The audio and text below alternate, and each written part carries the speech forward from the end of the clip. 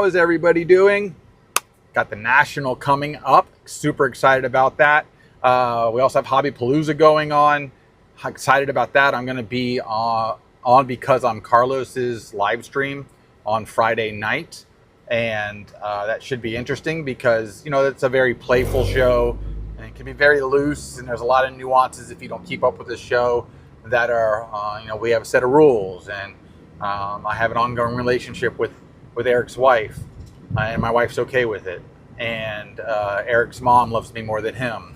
You know, that type of stuff. So lots of fun things going on. But the National's coming up.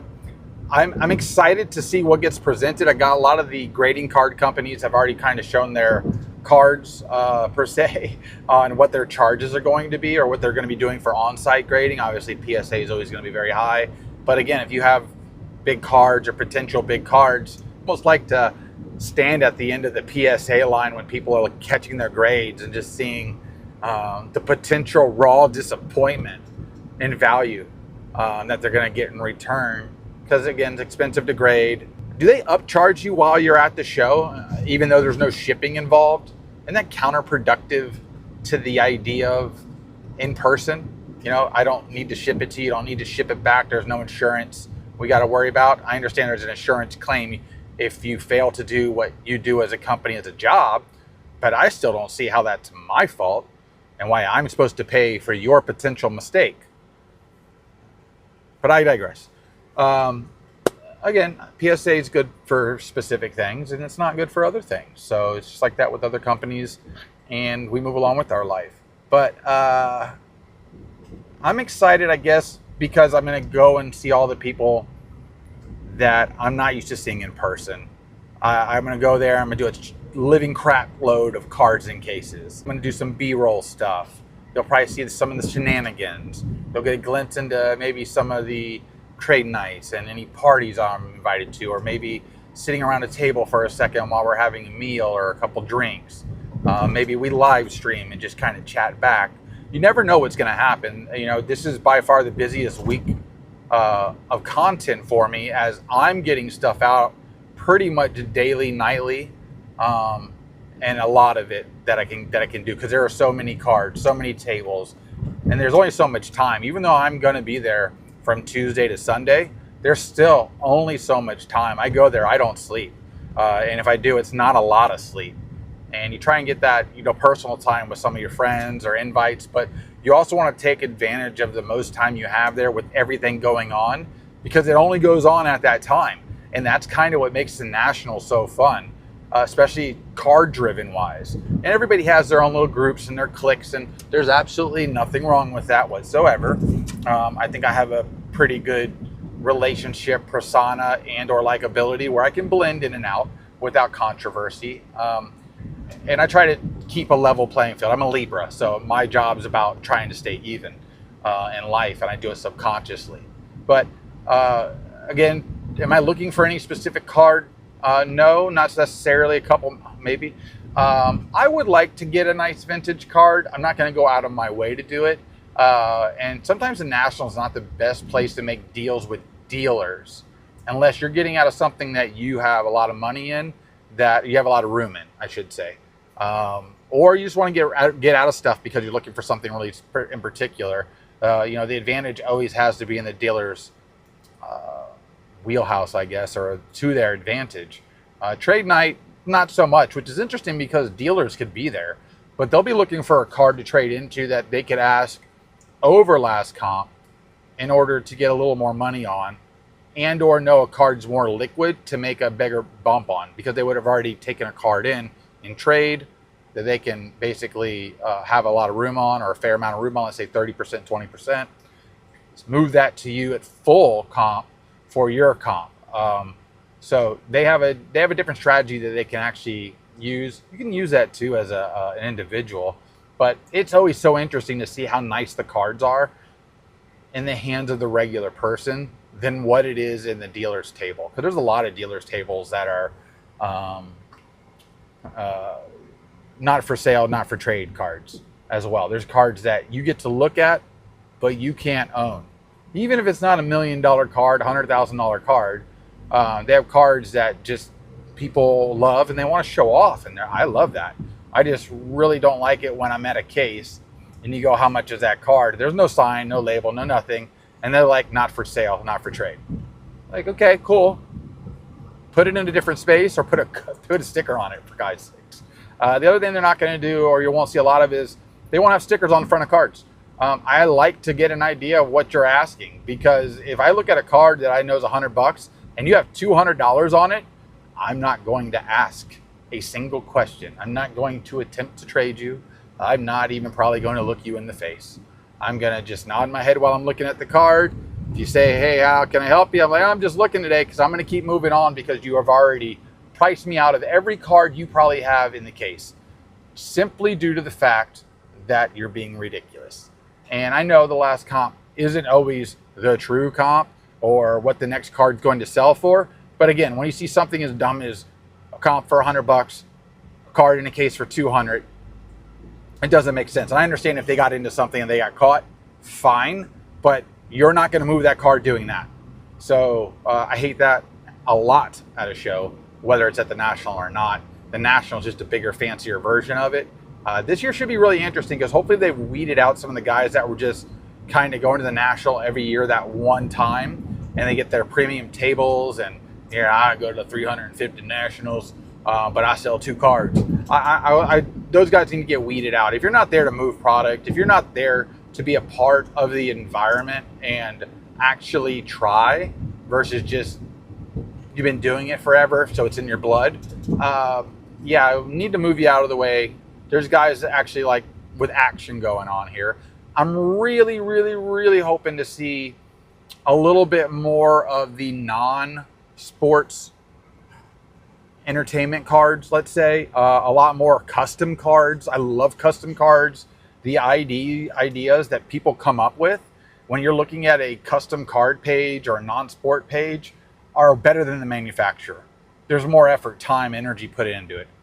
And those are one of ones. And I understand it didn't come from a stupid pack or a stupid Tops Now through the mail thing, but I think there's not enough support for that group of people that do such a fantastic job that the majority of us don't even have a steady hand to do.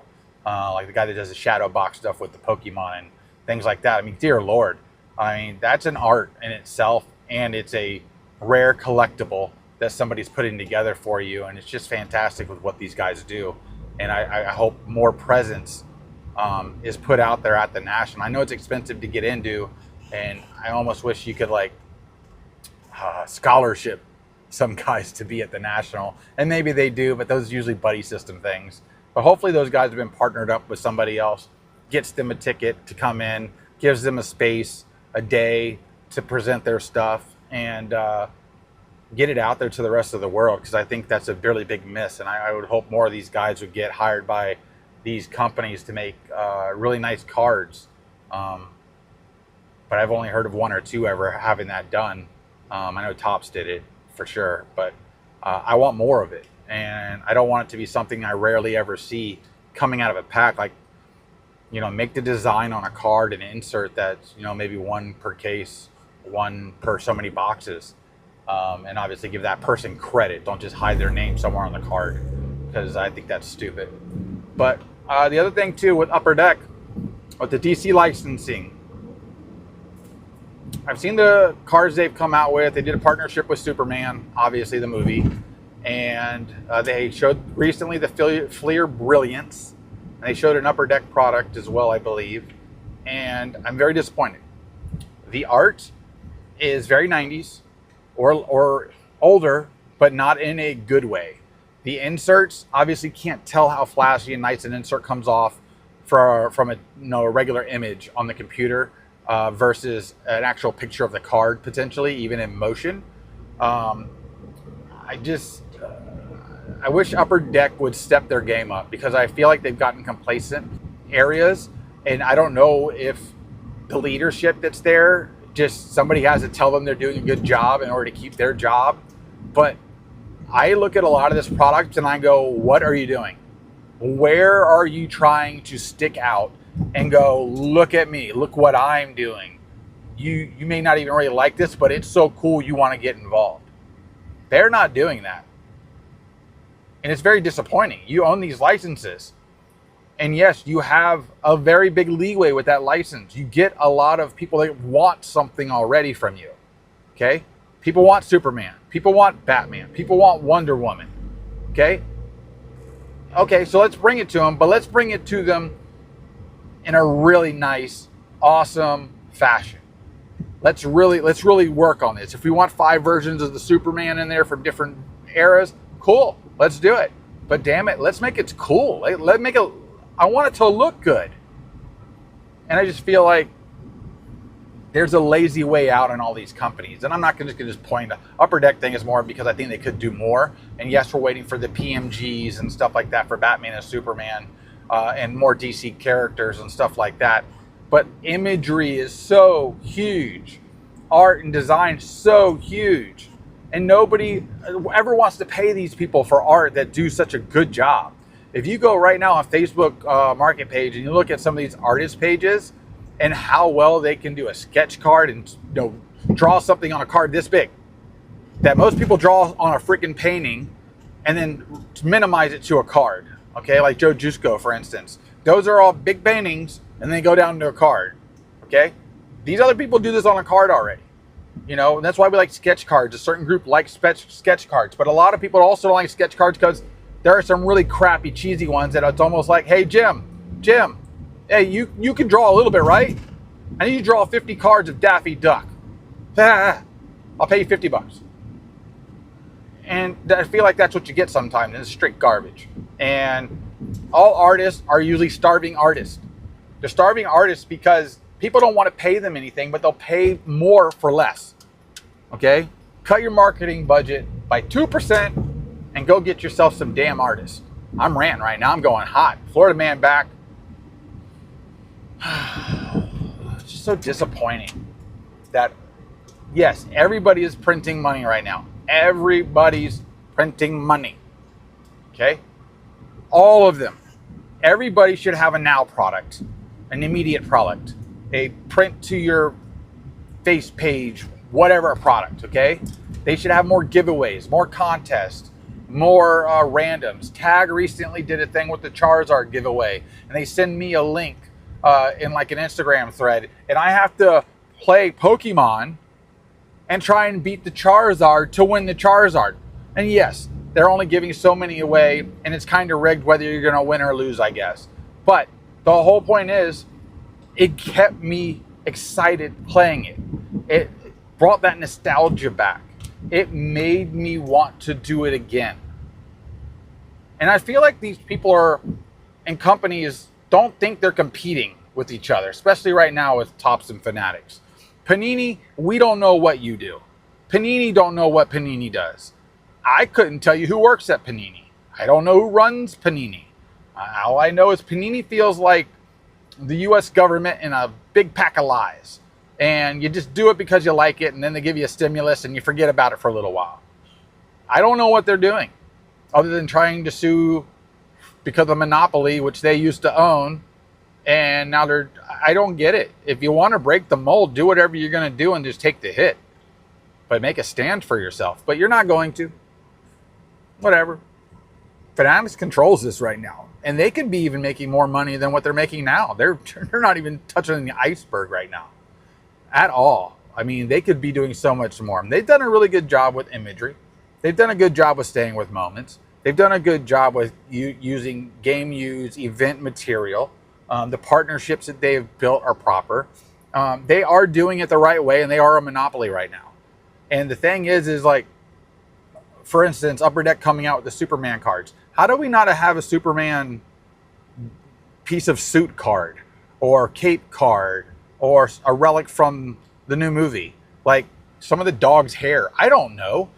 How do you not have that? You have this partnership and it only goes so far. And you have the ability to do so much more. Nobody's doing it. And is it time, effort? Your law team, who's probably a bunch of ding-dings. It's no smarter than Grok 4 right now anyway, which is probably going to be able to dance around all of these logistics and rules in the near future and find you a loophole. Because I already know that these companies, all these lawyers firms and stuff, They're using AI non-stop. And the biggest problem is it's going to phase them out. You just watch. Everything's getting phased out, guys. Until AI can cook me the perfect steak and cut me up some cattle and do whatever it has to do. And if you're vegan, I'm sorry, cut you up some green beans and shave it off. You know, when you cut a green bee, you're cutting a living creature too, right? But needless to say, different story. But we want more out of our hobby. I want something to continually collect because a lot of this shit that's coming out is garbage. By the way, I'm going to the National in a couple weeks. We're going to have a great time. I'm going to love it. I hope to see you there. If you do see me there, make sure to say hello. I'll be happy to take a picture, autograph. We'll make sure that like Steve, Neo, or Dustin, you know, they hold the camera for us, take a picture, you know, of me and you together because, you know, I got to make them feel like they're, you know, good at something, you know. But back to the rant. No, I'm done. I'm done right now. I could do this for hours. I could do this all day. Was that Captain America? How come I never got a shield card? This is some shit. I gotta go.